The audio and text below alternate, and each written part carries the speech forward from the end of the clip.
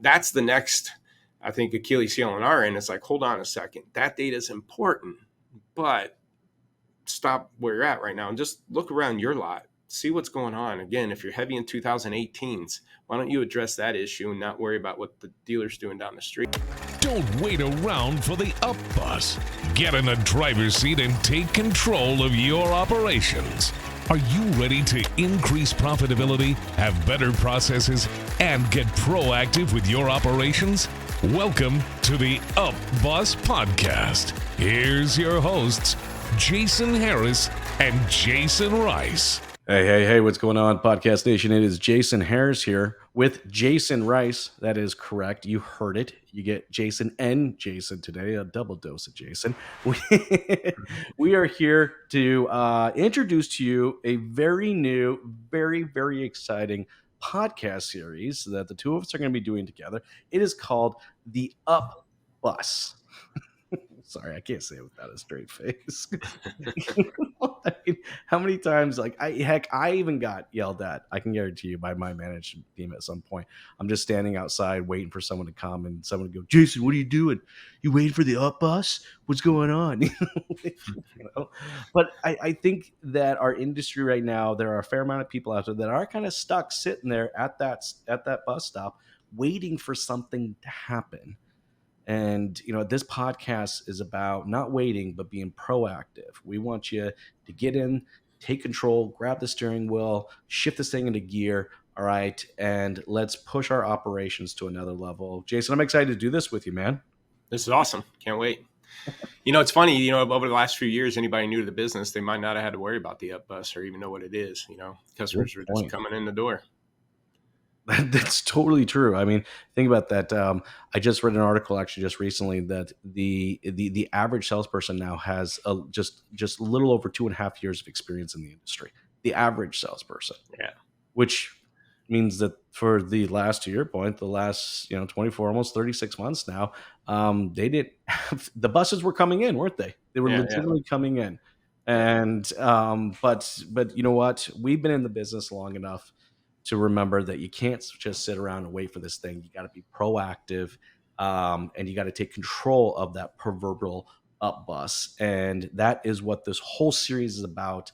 And we're going to take it from the perspective of process, leadership, strategies, how your culture affects it. We're going to take it from many, many different angles. But I am so excited. I know we've been talking about doing this for a while, so I'm so stoked. And I think we have the coolest logo for this. I like it. I like this logo. It's going to be a lot of fun. Okay, for our first episode, we're going to talk about the evolution of used car inventory management. All right, insights from the Up Bus. Man, used car inventory management. I got thinking about this when I said this was going to be our first topic today. And the first thing that came to my mind was the Rolodex. Right? I'm like, what's the original model? The OG inventory management model. What was kind of your first, introduction to used car inventory management? You remember?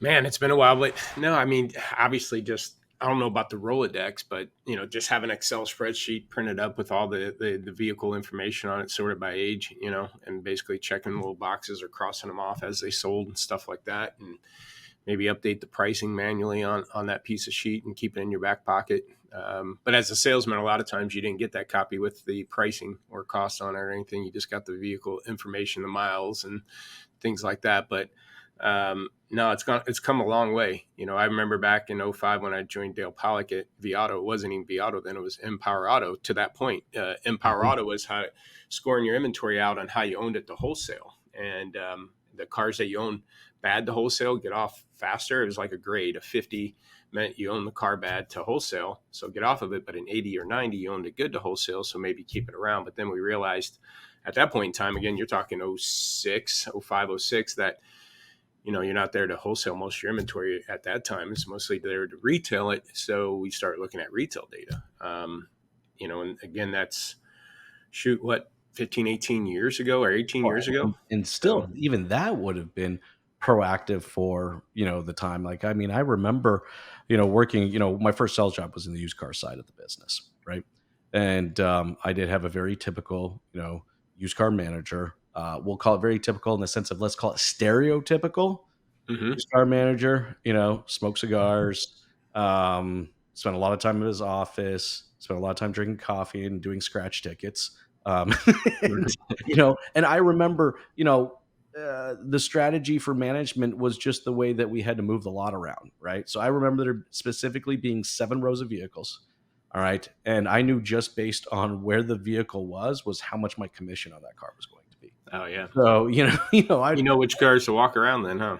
well, that's how he managed it. It was pretty obvious, right? I know if I could stay away from the last 3 rows, then I was safe and I was going to make some decent money. Otherwise than that, I avoided those things like the plague. And I remember if it hit the 8th row, that's when his Rolodex came out. And he did. He legitimately had a Rolodex of wholesalers he would flip through.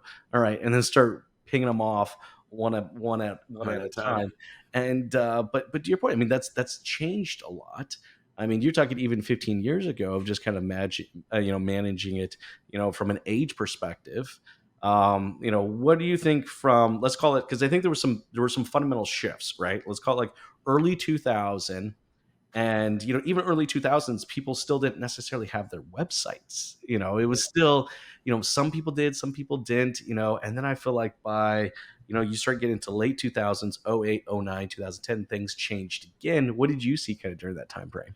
Well, I'll pull it back even a little bit further. I started Mhm. selling in June of 1997. And the funny thing is, I didn't like being out on the point waiting on the up bus, right? Back then, we had to be out on the point. There's probably 3 to 5 of us standing in this little spot in the lot waiting for customers to pull up. And then the first one that made that move, got the customer. And I start watching plates and stuff, waiting to see if their plate was up this month or last month, because their plate's about expired. I That's figured it's a great. deal, that kind of stuff. But I like sitting inside, not because of the heat or anything. I just like being inside working the phone. I'm like, this is a Mhm. lot easier.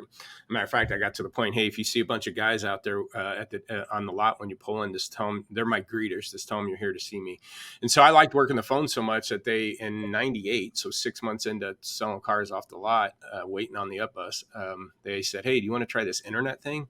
We're gonna try internet. So back in '98 and stuff, we did have a website and we got leads faxed to us and everything like that. But the transition of that nowadays, again, is the up bus showing up that much or even ups? Typically they're Yes. already appointments, or they already called, they've already submitted lead or information on, what kind of payment they're looking at. So yeah, there's a huge transition. But what's weird is a couple things, that business model of following up with customers really hasn't changed over the 25 years that we're looking at now. Mhm. And 24, yeah, years. So, we typically follow up with leads based on the age of the lead. It's a fresh lead, so we're all over it. By the time it's aged, they're 30 days old, we're pretty much given up on it. And so that strategy has really never changed, which is a shame because, again, as we're pulling back the curtain, it's like we should be managing leads a little bit differently. And the hard part is, again, the basics haven't changed. The No. hard part is, um, we've the customers are changing a little bit because, shoot, I remember in '05, I would actually post invoice on my website on new cars, Oh no, and that's that was a big deal, right? yeah, no kidding. Um, what it was, and I mean, I can explain that story and how I did that, but and why, but customers are more educated now, obviously, and now 90 to Well, see, 100% that, of that them are that's online that shopping. transition. See that there we go. See, I think that's the big transition there, right? Because I got into the business '99. My dealership had their website by 2000, and this that beginning part of the 2000s, was kind of that fundamental change in the way that we managed our inventory because it didn't necessarily just have to do with the 8 rows that they were physically going to come onto the lot and see. Now there was no such thing. There was no such thing as kind of an organized 8 rows. Like, let me start you up here at row one, and I'll work you Yeah, back to row eight. You didn't have that online, right? The cars were just there, and then people, started to just call in or fax. I still remember fax. Yes, I do yeah, remember fax leads. But I remember, kind of my first internet. Let's call it deal, right? Like the guy, it was a 90, inquired about this 97 Ford Bronco, and I remember it because all I could think was like OJ Simpson at the time. And it was because it was white. It was that white one, Yeah. right? And it was like I knew this car already sold, but I had this idea that, of course he was going to come in. I knew it had just sold, an hour or so prior to him coming in, but I had this yellow Pontiac Aztec that I was sure as shit going to switch him to.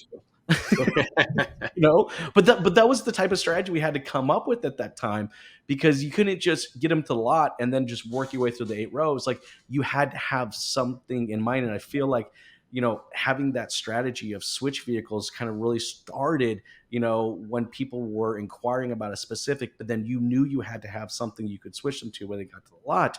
Do you think that's about the time that model started? Oh yeah, and I'll give you one example too. And so from '97 to about 2000, I was at a Ford store, and I sold a car to a lady in Alaska. Here I am in the internet Yeah. department in the '90s doing that, right? And so the funny part was to buy it and ship it to Alaska. It was cheaper. She had family in town. I was in St. Louis, Missouri, and I think it was Jefferson City or something. She had family in. So we got a hold of each other again, first through the internet call, and she put a deposit down on an ordered unit, and then it got there, and we sat on a little bit till she'd get a flight there. I picked her up at the airport, and I think it was a Ford Taurus wagon, if I can remember, like a maroon one or something. And I picked her up at the airport, and she was going to drive to go see her family, and then go driving home to Alaska.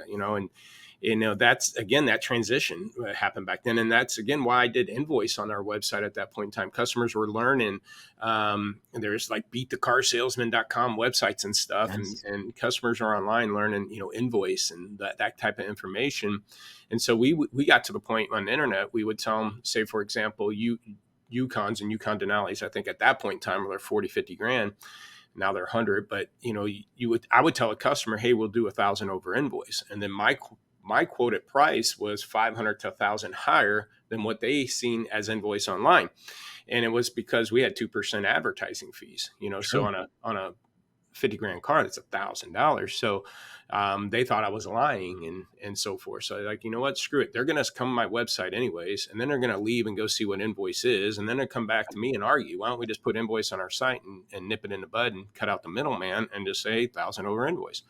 And it made it easier for our team too to quote prices. We'd say, hey, 500 over on Grand Prix, invoice at on Grand Ams, behind invoice on Aztecs, to your point, right? And so it made us easier to more transparent back then. But yeah, it all happened in that It 20 all years. it all happened in that 2000 2010 time frame. And then, but what I thought was, when I'm thinking of used car inventory management, I think certainly by 2010, and I'm thinking '07, '08, '09, 10, um, my used car lot fundamentally changed, Yeah, I'd right? say 08, 09, 08, 09 with that Well, recession. definitely with the New cash for car clunking sales go away. program Yeah. and everything that came in. But the fun thing is, I wasn't just filling my lot for my local audience as much as this, statewide and in some case national audience.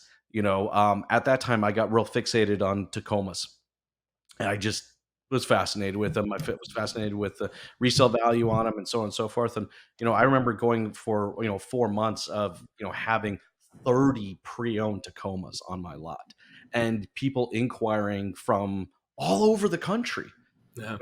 on these Tacomas, and so like the idea of what kind of evolved as far as the way we manage, we weren't just managing based on my local stuff, because I couldn't sell that many Tacomas. Dude, I was living in Southwest. I was in New Mexico. All right. It was Chevys and Fords. All right. And that was it. Nobody was buying Tacomas, so that fundamentally changed. You remember when that shifted for you as well, when it's just like all of a sudden your used car lot can now become a regional or more national lot? Well, I guess I was blessed too, was yes and no. And what I mean by that is, I started with Dale in 2005 at Yeah. Empower Auto, which transitioned to V Auto, as you know, because we realized you're there to retail cars. So '06, '07, '08, '09, 2010, I was actually visiting thousands of dealerships all over the country, watching Chrysler franchises get lost, dealers losing their franchises. They had to be better used car operators. Again, with the recession and cash for clunkers, and trying to help dealers weed through that. So I wasn't on the personal side. I wasn't or on the dealer side. I wasn't in a store selling used cars, but literally stepped in thousands of dealerships, and they had to become better used car operators, because new cars, went from whatever 15 million, 13, 14, 15 million down to 10. And it took 3 or 4 years to get back to the level that we're selling at. The other tricky thing back then, we were destroying more cars than being built. So typically 12 million cars Yes, get that's right. destroyed, and only 10 or 11 new cars came into the market. So we're in a net negative in those years.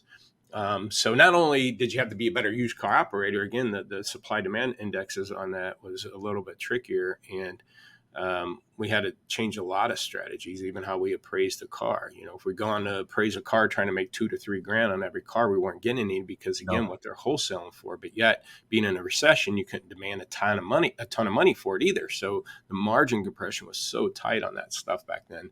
So, that was a blessing. Again, Well, I it didn't.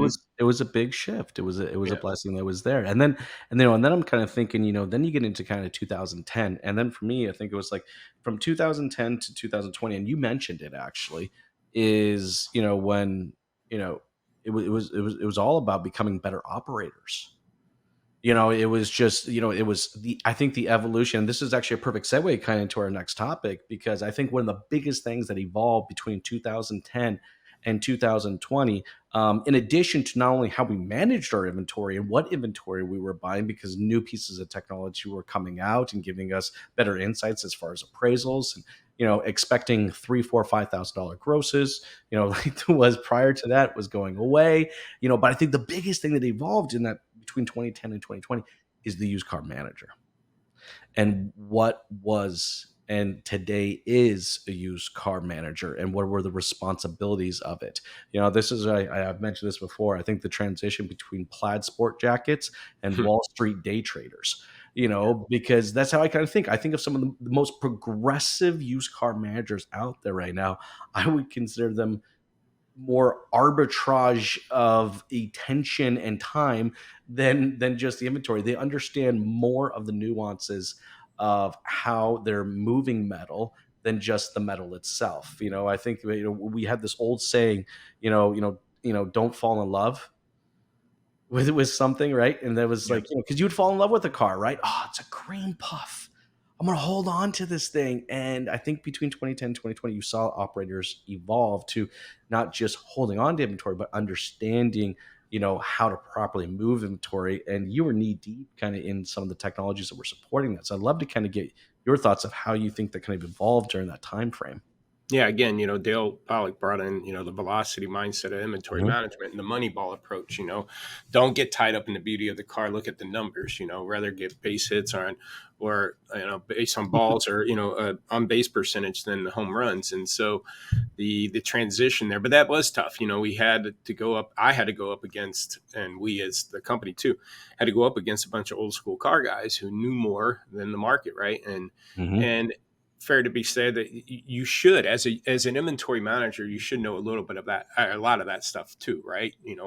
Examples, you got an 18 F-150, but it's got 18-inch wheels and the small screen and a bench seat. That's a way different truck than if it's captain's chairs, 20-inch wheels, and the big touchscreen, right? So different packages. So you should have some of that insight, but 9 times out of 10, you're not beating the mark. And we always used to say the worst thing to happen to a used car manager when he makes, $3,000 on a 100-day-old car, because I think they can do that again.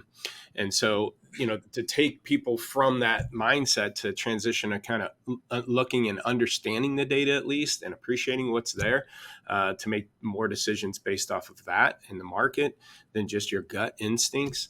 That whole transition, yeah, it was tough. And you get to the point now, I see a lot of stores where it's just a manager doing price changes, or Yes. used car managers only job is to maybe appraise cars and go buy some, and then the desk managers are doing it from there. We're at the point where we even have some of our clients that have us do price changes for them, so and just trust us that we're going to make those decisions. And they'll give us red flags on particular vehicles that they don't want moved, or deals that they're working. But Um, it's not a, it comes down to is it a commodity or what is it? But, a lot of these, especially prior to COVID, some of them Yes. are a lot of rental rockets and stuff, a refrigerator white Malibu, 18 Malibu that you got from Enterprise that every other dealer has 20 of them too. That is, it's just, you got to get off that thing as soon as possible.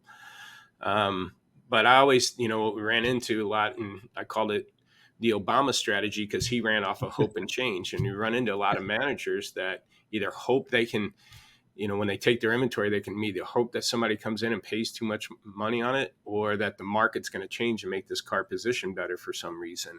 And that's typically not the best strategy to run with. And you got all the information to do it. From there, it's just pride and ego that you go, okay, maybe, yeah, well, maybe I didn't know as much as I thought I did. Well, look, the fundamental thing is, I think, it became a more of a game of technology and insights, right? Like, you definitely still needed the experience, but you had access now. And I'm thinking, it started in 2010, evolved all the way through 2020. All right, and like I said, this is another good segue in kind of our third topic here, because it's the evolution of the data and technology at our fingertips that I think is really changed the way that we run, operate, build, and manage, our used car lots. I mean, I gotta be honest with you, Jason. I don't think I could run a used car lot right now without some of the tools and the dashboards and technologies and reports that I have. I mean, I'd be not saying that I couldn't. I think it just, there's too much change happening at Yeah. such a fast rate, and for me not to know, I remember, the velocity. I remember reading the book, and just, being able to have this insights, not just what I have, but to see what other people had, Yeah. and that was like a I mean, that was a mind shift. It was like, holy cow. Not could I just go back on my own historical data of what I've sold and what I sold it for and what my reconditioning expenses were and so on and so forth.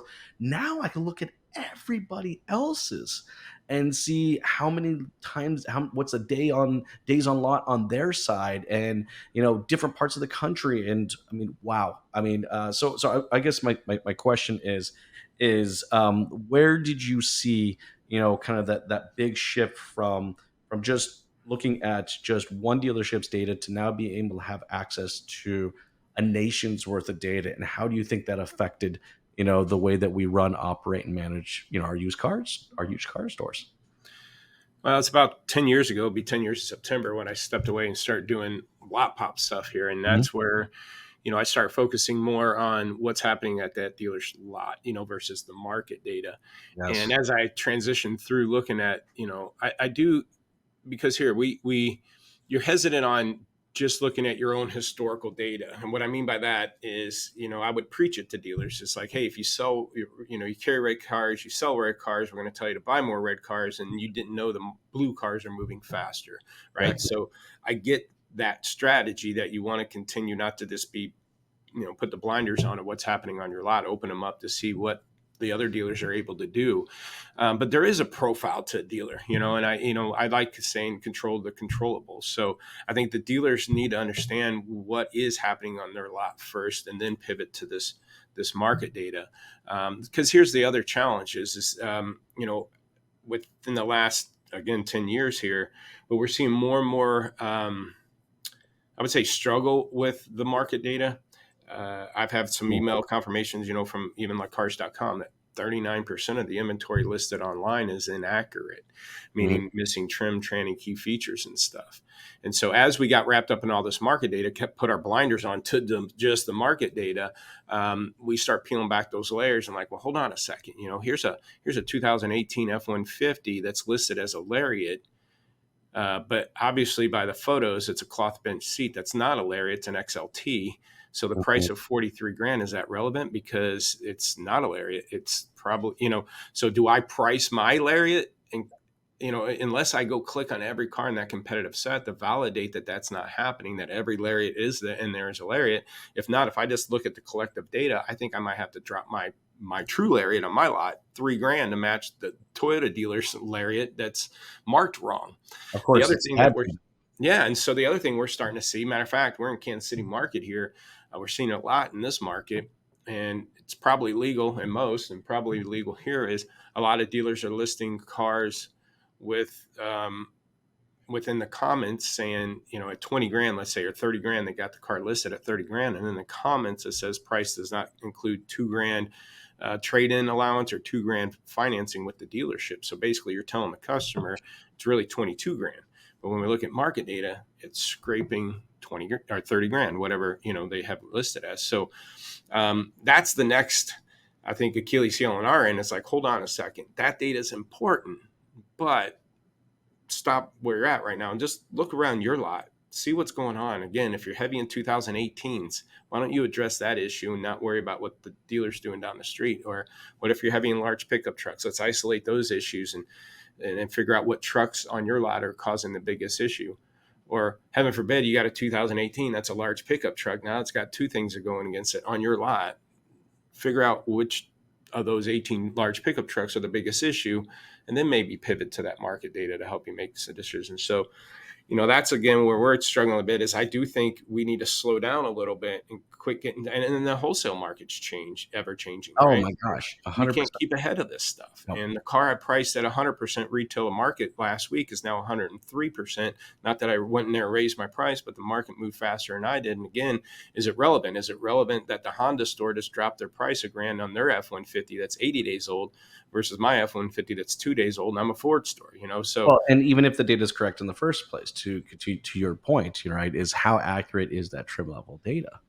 or the price, if they're saying, hey, you got to trade, or it's 2 grand more, So or so you we need so to we trade. saw this evolution where we went super heavy in really looking and understanding the market data and making decisions based off that market data.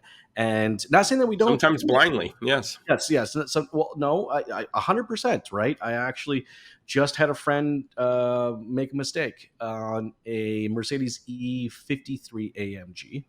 All right.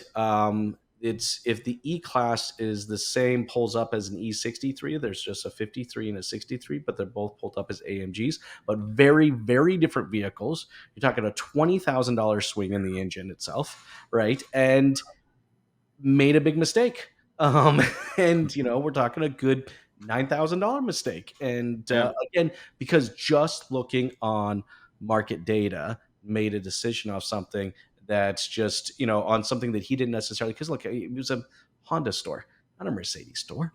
Yeah. Did he fundamentally know that? So I mean, I think getting back to your point now, it's like, yes, we went through this evolution where we went really heavy with understanding market data, and then some people were very, very successful with that. Now we're coming around, layering that market data, but really focusing on kind of the original strategy was just working that lot, and what we can do in that lot. I know you said this many times, and I love this so much, and I think this is what kind of the next move for how we manage the lot is, we work the lot, not the lead. Because I know we've talked about this a few times before, and you've told me the stat out there is that almost 60% of leads that are coming in on sold vehicles. I think that's Well, probably no, they're not coming in on sold vehicles. They submit a lead, and then a week or two later, that car they wanted is sold. So it's no is longer sold. available. Yeah, correct. But that person's still in market, As and far as we know, we're yeah. just Yeah, ignoring them. exactly. So And let's go back a little bit. I will go backwards, go forward. We're talking about, solely looking at market data. Again, it's kind of like this new AI thing, Chat oh, GPT and all yes. this stuff, right? And we're all in, and we're going to, we're like, man, this is awesome. It's going to change the industry. At some point in time, we're going to step back and go, hold on a second. This isn't real. This isn't reality. And this is taking my job, or it's taking this away. And we're going to have to step back and then refocus on how we want to utilize it. But right now we're all in. And it's kind of, again, it's kind of like that market data. It took 3 to 5 years to get the market and the managers and the people to go, okay, this is cool. Let me start looking. And then they did 6 years of, oh man, market data, then, and just making decisions off it. And it's like, all right, hold on. All right, now this is you can be hurting yourself by just looking at this and not really, again, that's where we got to step back a little bit and still have some of that used car gut and instincts and their understanding of the market. And again, to your point, the cars and the packages and the differences in equipments and stuff. And that's the hardest part too nowadays, is there's so many different cars, so many different features, so many different packages. Yes. And if you're not a good If you don't know Toyotas, you don't know Mercedes, you're going to make, or Teslas or electric cars even worse, you're not going to understand these dynamics. So you can't just blindly just throw it out there and look at market data on a Tesla. You got to understand the battery life and all the other stuff.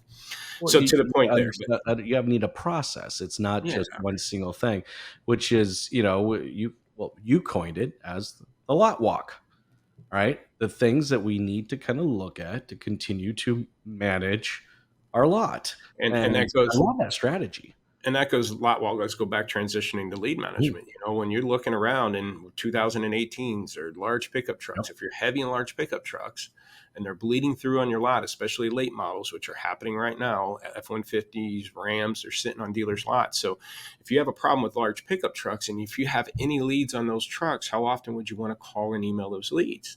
Well, every day, every dealer would tell me every day, every other day. Okay, well, is your CRM set up to call a 30-day-old truck lead every day, every other day? No, it's you're only going to call fresh leads every other. We tend to manage leads based on the age of the lead, which is relevant to the customer's buying cycle. We don't know if they're 2 days out or 2 months out, right? And so, why are we managing our frequency of contact based on what our schedule? Oh, you're a hot lead, so I'm going to go after you, but after 30 days, I want to give up on you. So when you should be managing leads based on situations on your lot, because think about it by physical lot. To Yes. your point, talking about rearranging the lot and putting these here and there. If my large pickup trucks are sitting, guess what I'm doing with them? I'm going to move them all to the front line. I'm going to put some in the showroom. I'm going to put one on the, in the special sales row. And I'm Mhm. going to tell my salespeople, every up you get, show them this pickup truck. Yeah, but they're here on a Miata. I don't care. They might have an uncle that wants a truck. Go show them that truck. Okay. So we do that on our physical lot, but we don't do that on virtual lot because there's never been ability to do that. Again, handling leads since the 90s, we have a CRM that's a silo that handles leads, and that's it. It doesn't talk cars. You can't go in any CRM that I know of and say, give me my large pickup truck leads, or give me the leads that I have on $50,000 to $55,000 cars. And that's a shame. And that's, again, the problem that we're solving is taking that CRM data and saying, hey, you know what, let's match it up with my inventory data. I'm heavy in 2018s. Okay, well, let's isolate those leads and increase my contact ratio in 18s on any lead I have. So I'm not just, dropping my prices and costing gross, which is really the decision right now.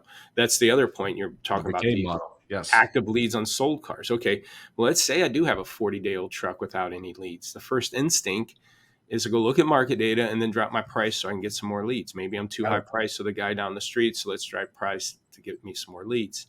What we're not looking at is what we call those switch opportunities. If 60 to 70%, okay, let's do the raw numbers. Let's say you have 100 leads.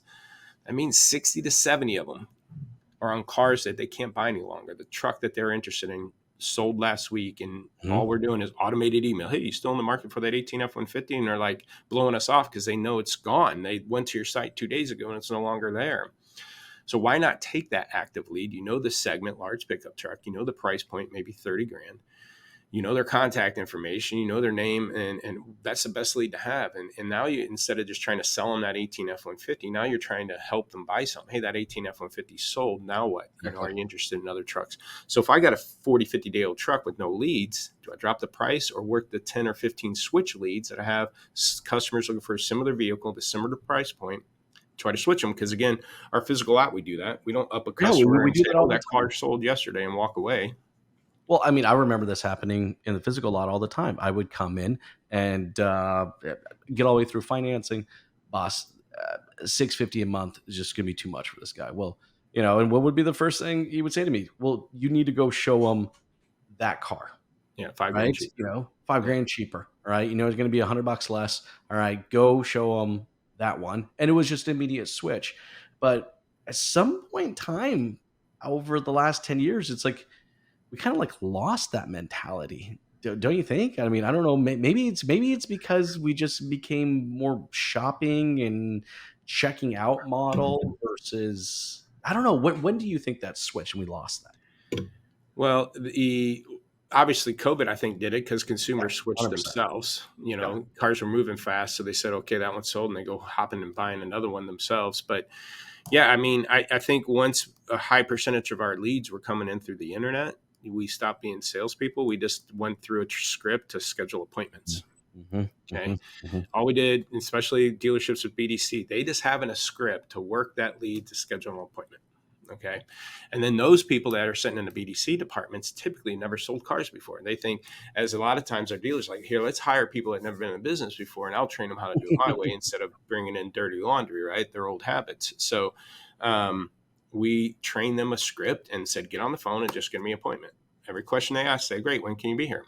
Well, I'm just wondering what my trade is. Oh, no problem. We'll figure it out. When can you be here? Right. And so we've avoided pricing. We've avoided switching. We've avoided trade-in conversations just to get the appointment. Customers sometimes will just tell you a day and time just to get off the phone so they can go to the next dealer that might give them that information. Of course. So I think that whole BDC mindset has trapped us into that. And then COVID too, if you don't want this car, I got somebody else in line right behind you, and we give up on them and just move on. Right. So I think to your point, 10 years ago is, when 8 years ago Mhm. or 12, 15 years ago, when dealers are starting to do appointment setter BDC type appointments, departments, I think we lost it then. And then COVID made it worse too. The customers will just move on. They'd had to start their buying cycle all over again. And if they were treated like crap or that car sell out from underneath them, hey, I called you, I was on my way tonight. Well, I'm sorry, it sold at 2 today. They get pissed and they move on to the next dealer, and they're switching themselves. So, those sales skills are kind of just lost their way. They've faded away. They faded away. I mean, I remember I had it's probably about '08, '09. I remember this guy came in and we had this used Boxer on the lot, and it was like a periwinkle blue. Pretty ugly. Got to be honest with you, pretty ugly, right? But he did want a Boxer, and the price was definitely right. And I could tell it's just as much as he wanted the car, he hated this color, right? And I remember said like just finally getting down to it. He's like, dude, I want a black one. So what did I do? I went online and I found a black one at another dealership down, like literally on the other side of the city. Drove him over there, and I'm like, "Is that the one you want?" He's like, "Yeah, all right. I'm gonna get it for you." And I brokered a Wow. deal without even being on the lot. But I mean, that was this kind of, let's call it like solution engineering mindset that I felt was like very common, for that time frame. And when the technology came around, man, it made my life that much easier. I didn't have to drive all the way to the other side of town. I could go on a website and just click a button, tell them I wanted to buy that other dealership's Well, not only, working the lot versus the lead, you want to work the driveway also and not just the 100%. lead. And my example of that is just my wife. Her lease was up in June. Of course, in January, we get a letter from Volvo saying we can turn the lease in 6 months early and go to a new Volvo or certified Volvo. Of course, that then triggered my wife to start shopping. We weren't going to go back to a new Volvo. Matter of fact, we were either going to lease a car or buy a used. So we start looking at 35 to 50 grand high-end used, BMWs, Mercedes. She was all over Jaguar. She was looking at all different kinds of SUVs in that 35 to 50 grand price point. And so, after a couple of weeks of her shopping and going to dealership, she was at the Porsche store. She called me. She's like, this salesman's getting frustrated with me because I don't know what I want. I'm keep asking to drive different things. And I'm like, well, of course you're like, the season pass, you're riding everything, and she don't think you can buy. And so she's getting frustrated with you. And to the point where, again, nobody followed up with her. But yet we went ahead and bought at another dealer in February, and I had 2 car payments till June.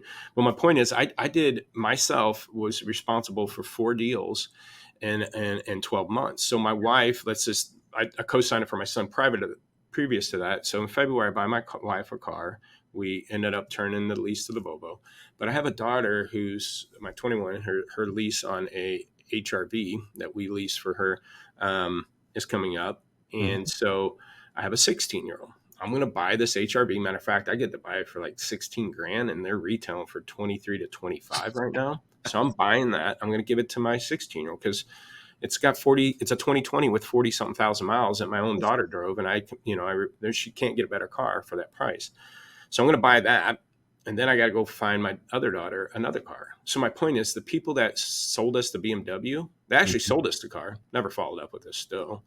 The lady at the Porsche store that bruned my wife basically never followed up with us. And so they're missing out on two opportunities, because either I can go back to this Honda store, buy the car, I can call my bank and just say, hey, give me a check for 16 grand, and then call Honda and go, here you go. Or do I take it in the Honda dealership and try to buy it through them and then rewrap my daughter? You know what I'm saying? So Yeah. there's 3 deals in my driveway that if you didn't work the lead and move my wife to loss and just worked her lead, you might have your foot in the door to those 2 other deals. It's that kind of single-minded kind of approach, which I think is affecting not only the way that we sell, but also the way that we are loading the lot. All right, the way that we're fulfilling it, also the way that we're managing it. You know, we seem to kind of get blindsided and just kind of focused on these one things, so we're not thinking of the bigger, grander scheme. And I think, you know, guys, I know we're getting towards the tail end of our conversation, but I mean, you know, for this episode of the Up Bus, it's that mindset of, you know, really thinking beyond just what is in front of you. And it's working the lot, it's working the customer's driveway, it's working what's coming in on trade. I mean, I can't tell you as a used car manager how many times I'd sell a car before I even had the car in my Yeah. possession. All Yeah. right, because I knew what was coming in, you know. So Yeah. it's like it's that type of thing. And so when we're talking about the evolution of used car inventory management, if you were to pick maybe two of the biggest things you've seen have evolved, or maybe needs to evolve, all right, what would you say needs to evolve right now when it comes to used car inventory management, Jason? Before we let everyone go. On leads on used car inventory, man, quit managing lead based on the age of the lead. Work Mm. every lead until they buy, die, unsubscribe. I wouldn't even mark them lost or anything. So I think, you know, that's the other. So that's the 2 points. As an inventory manager, realize your true opportunities on that vehicle, not just the leads you have, but the leads that you could switch to this vehicle. And then as the second thing would be, as a lead manager, you know, why weed through the 100 tasks you got to do today? 3-day phone call, 17-day email, 14-day call, 20-day email, text, whatever. You know, all you're doing is kind of moving the lever, punching the clock. It's like factory work, and it has no rhyme or reason. The customer's buying cycle has no rhyme or reason to situations on the lot. Matter of fact, the other number that we found is we get 60 to 80%, 70 to 80% of the activity being done in that department has nothing to do with the current car sitting on their lot.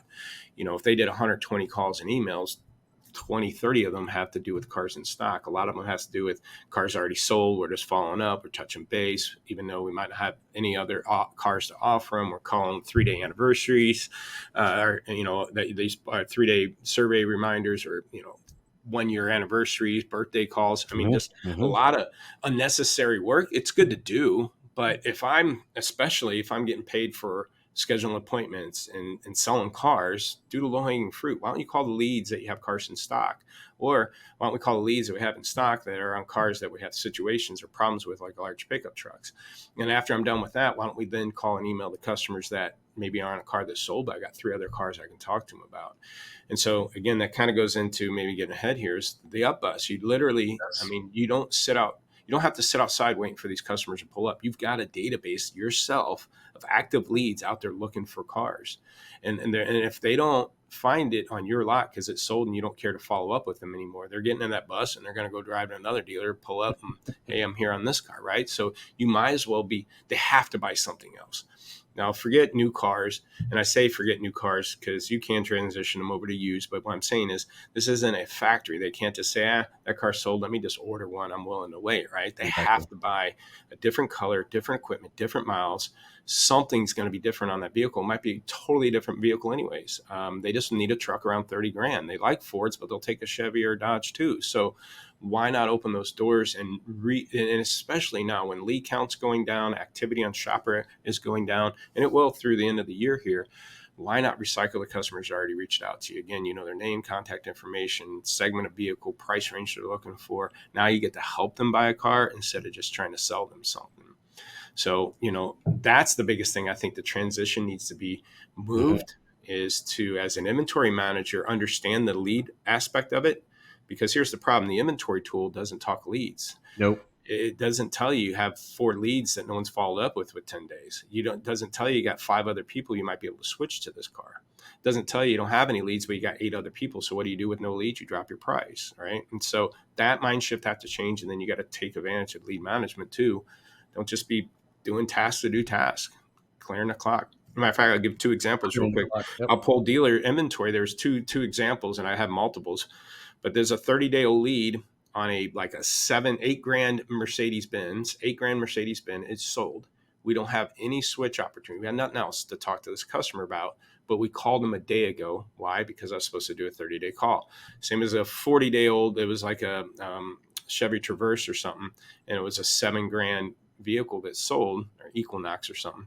And I have no other 7 grand SUV to talk to the customer about, but yet I called them a day ago. So my question to those teams was, what'd you call them about?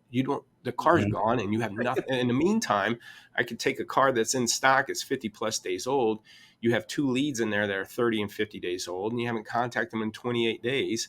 And so here's a car in stock. We haven't called in 28 days. Plus you got 2 other vehicles to talk to them about if that car doesn't work anymore, but yet you haven't called them in 28 days.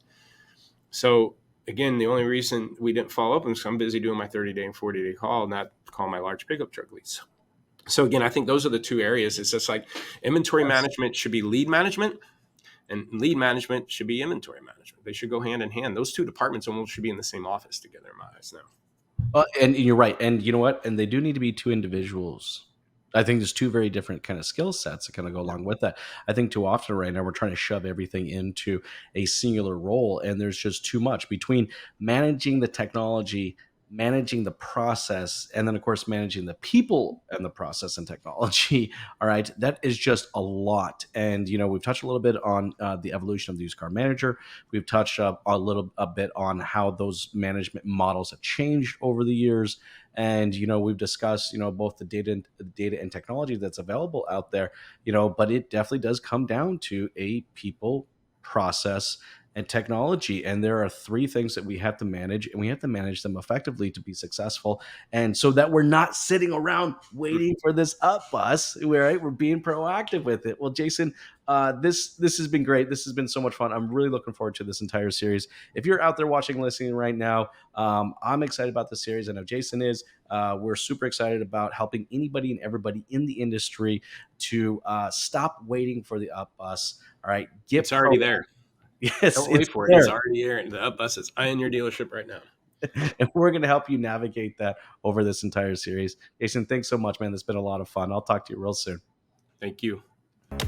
Thanks for tuning in to the Up Bus Podcast with your hosts, Jason Harris and Jason Rice. To stay up to date with all our content, be sure to like, comment, and subscribe. Happy podcasting.